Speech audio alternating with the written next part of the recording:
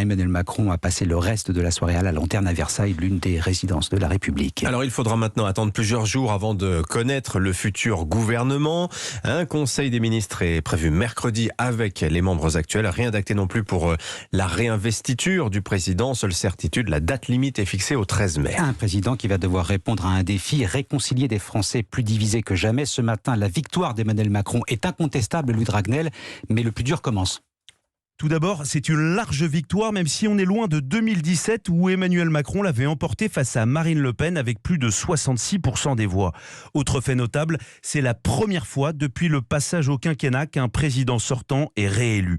La question qui se pose maintenant, avec qui Emmanuel Macron va gouverner? Le président sait qu'il n'y aura pas d'état de grâce. Il sait aussi qu'un électeur sur deux de Jean-Luc Mélenchon du premier tour a glissé hier un bulletin Macron.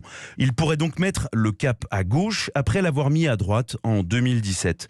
Dans un pays plus fracturé que jamais, Emmanuel Macron doit désormais rassembler le plus possible, un défi pas évident au regard du résultat de Marine Le Pen qui a récolté 2,5 millions de voix de plus qu'en 2017, le vote populaire, autant d'électeurs en colère sur les questions de pouvoir d'achat mais aussi de sécurité et d'immigration. Si Emmanuel Macron veut éviter que cette colère se traduise dans la rue, un de ses conseillers confiait hier